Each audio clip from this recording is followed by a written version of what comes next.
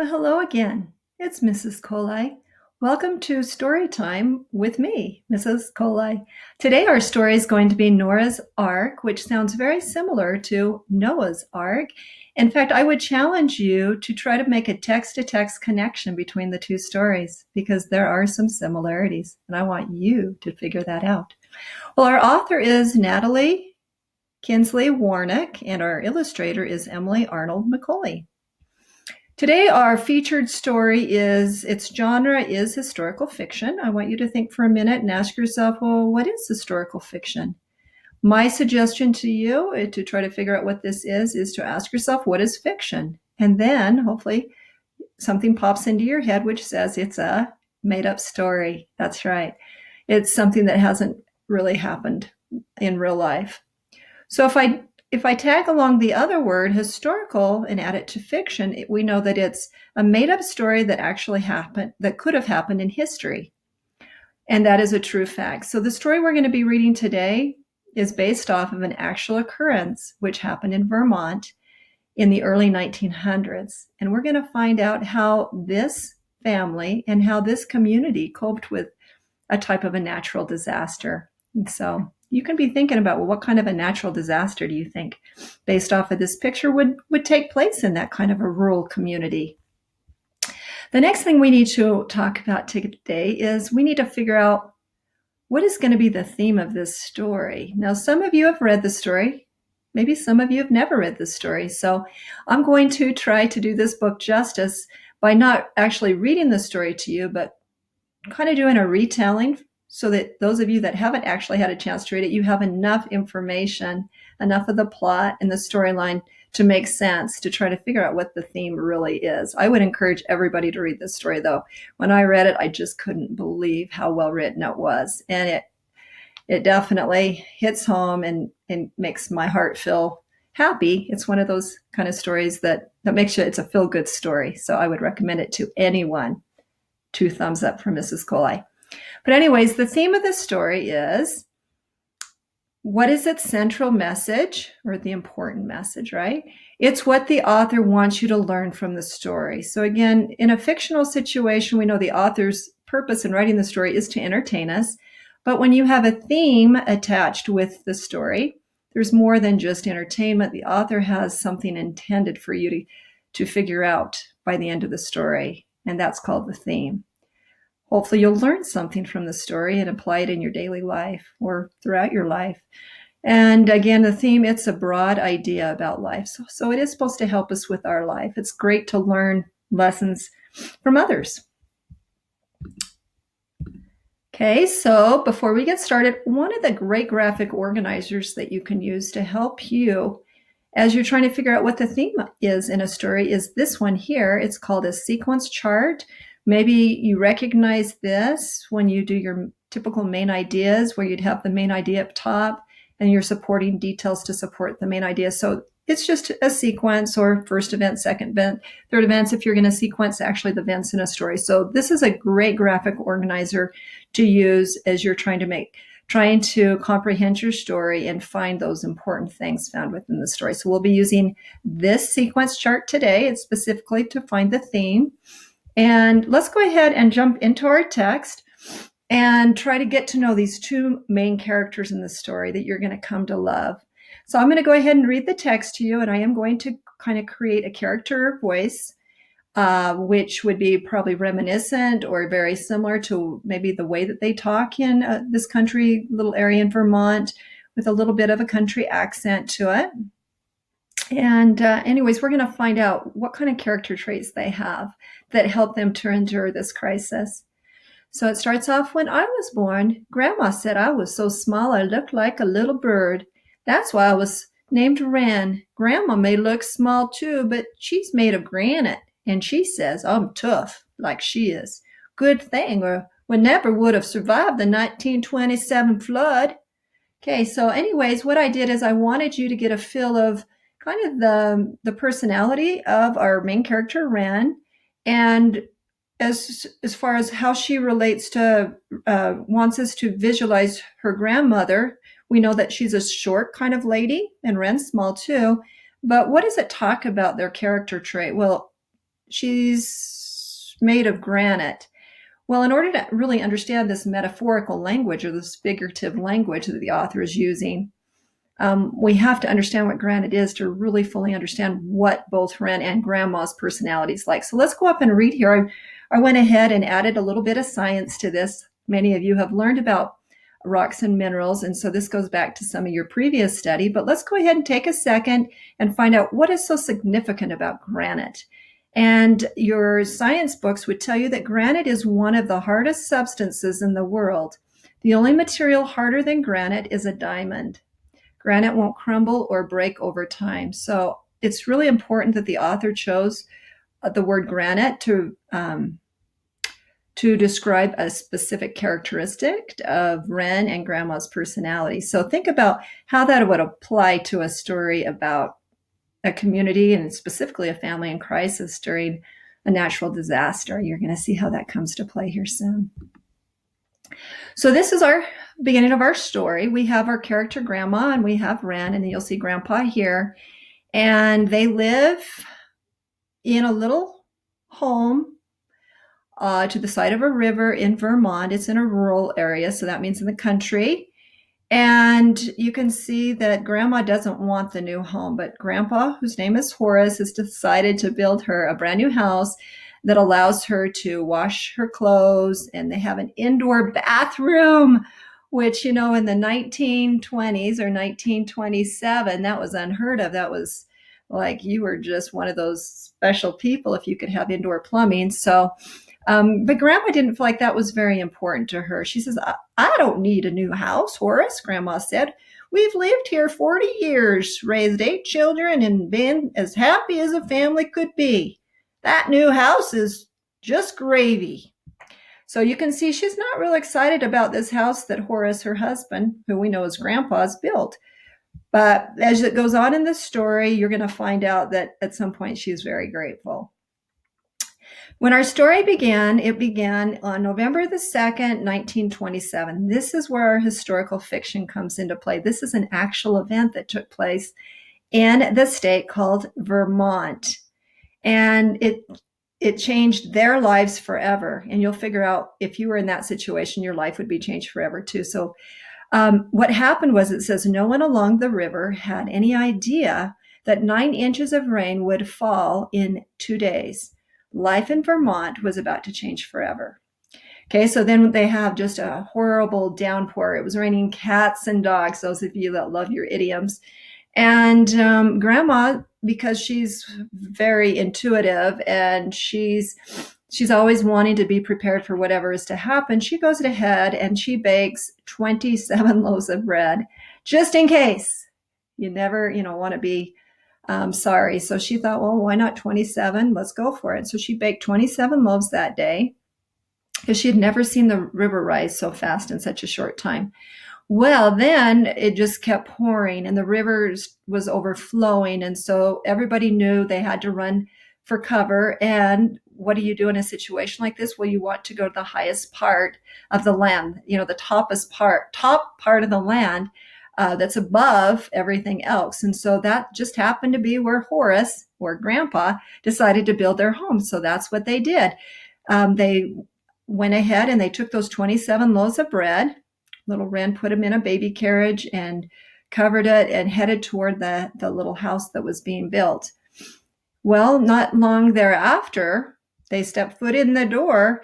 3 of the Guthrie boys showed up and they stood on the porch, and they had brought a burlap bag full of 100 chickens.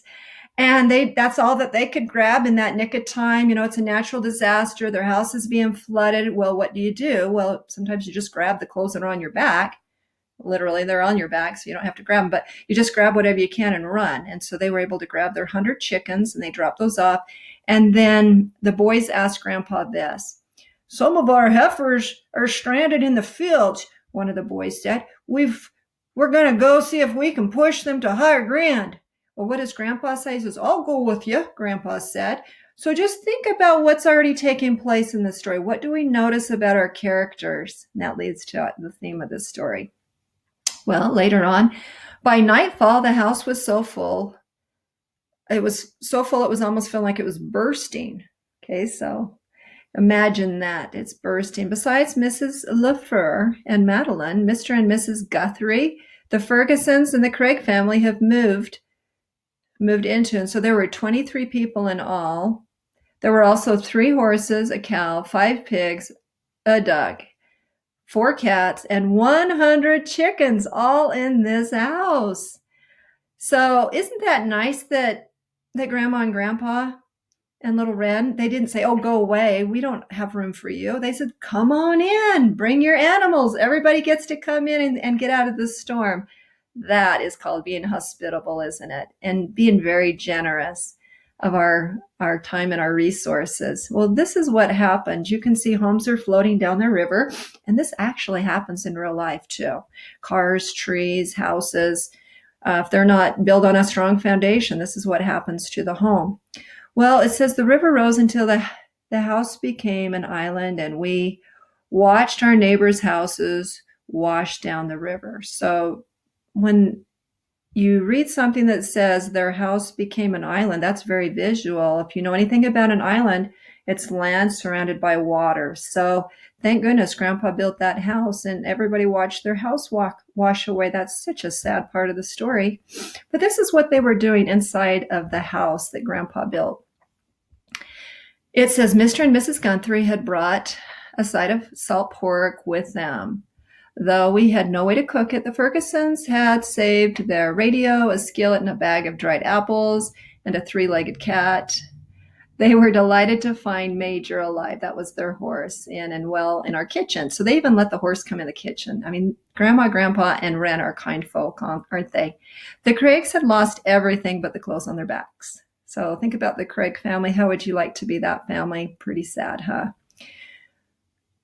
And if you were to ask the Craig, so this is what they says, we're just glad we all got out alive, Mrs. Craig said. So what an attitude is that? They don't really care about the belongings because you can replace the belongings. You just can't replace a life. So they figured out very quickly what was the most important thing in a situation like that is that everybody's safe and sound, just like you guys are right now with your families, aren't you? So in a type of a crisis, the most important thing is that everybody's safe, everybody's together, and we're helping each other in times of crisis. Very important lesson to learn.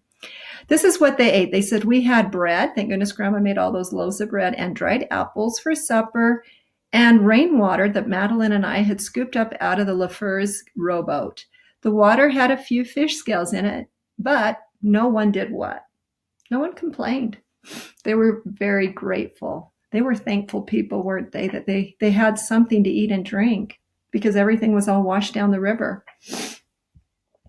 With no stove or beds, we all huddled together for warmth, sharing Grandma's quilts as best we could. We sang Scottish songs and row, row, row your boat in a round, and Mrs. LaFleur taught us a La Clairefontaine or something. I don't speak French. It's a tune that brought tears to our eyes, even though we couldn't understand the words. Mrs. Guthrie told how her grandfather had fought at Gettysburg. That was during the Civil War. And Mr. Craig kept on laughing with stories of his boyhood days in a logging camp in Maine. If it hadn't been for the thought of Grandpa out there somewhere, it would have almost seemed like a party. So what a great thing to remember that even though we've lost so much and we don't have all the comforts of our home, that when we're with others and we're trying to be positive, look for the good around us, that it can almost feel like a party. So it's really that mindset, isn't it? That we can take a bad situation and it's how we want to think about it and speak about it can make it a good situation. So we have to look for the good in the bad things, huh? Okay, later on we have that Grandpa shows up and Actually, Ren and Grandma go out in the little rowboat looking for Grandpa. And they were getting worried about him. And at some point they see him. He had climbed a tree and a cow, he'd gone out looking for the cows. And one cow had got stuck in kind of the fork of the tree where the branch is kind of caught. He was stuck right in the middle of it. And Grandpa was up a little higher. And so Grandpa was able to get in the rowboat. And he was so sad because he had to leave that cow behind and all of the other cows that he had lost because this family was a farming family. And Grandma had her vegetable garden, and Grandpa had his cows. And so there for a moment, Grandpa was sad because he did lose his cows.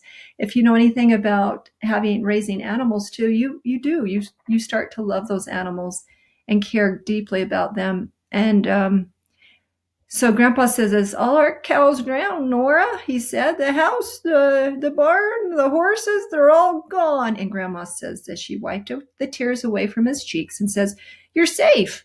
And that's all that matters," she said. "We'll have to start over," Grandpa said. And Grandma said, "We can do that," she said. Grandpa smiled at her. And I knew then that no matter what, everything would be all right. So again, it's all our attitudes, isn't it? Even though we have losses in life, maybe our dad and mom's lost their jobs, and we are worried for a moment, we're crying, but just know we're all together and we're all safe and sound. That's the most important thing, isn't it? This is what it looked like inside their home. It says the Craigs, the Fergusons, the Guthries, and the LaFleurs were glad to see us. Madeline, who was Ren's friend, even hugged her. And so you can see that this community now, they were so involved in each other and grateful for the safety of each other. So have you figured out what the theme is of our story? I bet you kind of have a pretty good idea because I've kind of mentioned it. I've hinted about it, but let's continue on and see if you can discover it before the author tells you. So it says, Nora thought I was okay. When Grandpa saw all the animals in the kitchen, he burst out laughing. "Nora, I thought I was building you a house, but I see it was really an ark." Because think about Noah's ark. What animals and what people went on the ark? It was Noah and his family, and he brought two of every kind of animal. And so there for a minute, does that kind of look like Noah's ark? So perfect title. So there's the text-to-text connection. You figured that one out, didn't you? So the next day, it looks like, the sun's come up. Maybe the water's drained down a little bit. The neighbors are on their way home. Let's read on in our story. So it says, this is now when Ren is grown up. It says, "I've now lived in my grandparents' house for more than 40 years, and those hoof prints are still in the floor. I never sanded them out because they remind me of what's important." Here it is. Family and friends and neighbors, helping neighbors. There's your theme. Did you figure it out? Like Grandma said, everything else is just gravy. Wow. So now we need to go back and we're going to find out what was the first detail that helped us to figure out what our theme was. Well, it's right up here at the beginning of the story, where Grandma tells her husband, "I don't need a new house, Horace," Grandma said. "We've lived here for 40 years, raised 8 kids or children, and been as happy as a family could be. That new house is just gravy."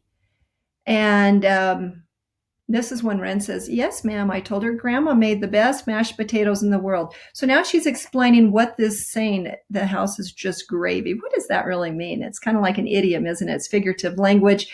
What does gravy really mean? And so now Grandma's going to tell her what gravy really means and how that new house would just be like gravy because she's happy with just her regular house. It's like the potatoes. I mean, they're full of butter and cream and all the good stuff. Why do you have to add gravy to it if it's already good? Okay. But this is what she says. "Yes, ma'am, I told her Grandma made the best mashed potatoes in the world with lots of milk, butter, and pepper in them. You could make a meal out of just her potatoes. You'd like gravy on them? I reckon Grandma did make good gravy, but your potatoes taste good without gravy too," I told her. "Exactly," Grandma said. "Gravy tastes good, but you don't need it. And I don't need that new house. I like living here." Okay, so that explains to you. Grandma was just a practical person. She doesn't need new things to make her happy. She's content with what she has. Next thing. Our second detail that helps us to understand our theme was where the boys showed up, the Guthrie boys, the 3 boys, if you remember, and they were the ones that dropped off the 100 chickens. And then they emptied the chickens onto the chicken floor. And this is what they said to Grandpa. "Some of our heifers are stranded in the fields," one of the boys said. We're going to go see if we can push them to higher ground." And Grandpa says, "I'll go with you." And Grandpa says, "I'll go with you," Grandpa said. So then we start to see how The neighbors are helping, huh? Neighbors are helping each other early on in our story. So that would be our second detail, where neighbors are helping. I want you to stop and think for a minute. What would this really be like for you? Make this a text to self connection.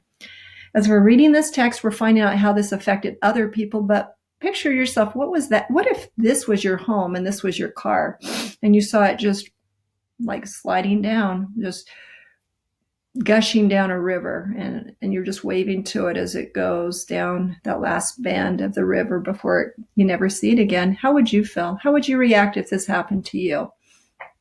Would you be able to react as well as Ren and Grandma and Grandpa and all of the neighbors in that community? Or would you just get so depressed that you couldn't function and you were just, I give up. I don't care anymore. This is a real test of a person's character.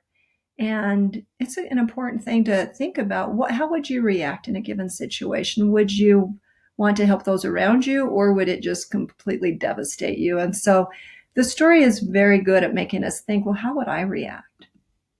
Okay, so the next detail happened a little later on when 23 adults, I believe it was, we have chickens, we have cats, we have a horse, and all kinds of people inside their home. And this is what we had: bread and dried apples. If you look, everybody contributed something toward that meal and toward the comfort. Grandma, Grandpa, and Ren provided the housing for everybody.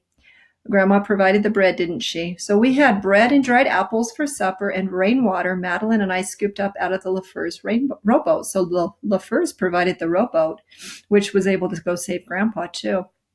The water had a few fish scales in it, but no one complained. No, they were just feeling grateful that they had something to drink and eat. Okay, and then our final thing was our theme that I wanted to share with you. So within the last paragraph, the author does tell us what she wanted us to know as the most important part of the story, which is the central idea. And she says this, as if she were Ren now, the grown-up Ren, the adult Ren that has lived in the house for 40 years. She says, I never sanded them. She's talking about the floors with the hoof prints from when Major the horse had stomped around during that rainfall. She says, I never sanded them out because they remind me of what's important. Family and friends and neighbors helping neighbors. Like Grandma said, everything else is just gravy. So boys and girls, I hope that you felt the power of this story and that you felt the book touch your heart, because it did have a powerful message. And the theme is all about helping, serving, and loving those around us. And it's all directed toward times of need, but it's also a message that pertains to us today. And whatever life situations that we're put in, if we have that mindset and that desire to not just focus on the woe is me, or oh, I'm in a sad situation, but if we always direct it out toward how can I help others, it makes us to be a very happy person too. Well, I hope you enjoyed our reading time today. I sure did. And I hope you have a really happy day. I'm so thankful that you were able to come and spend some time with me. Bye-bye. Until next time, bye-bye.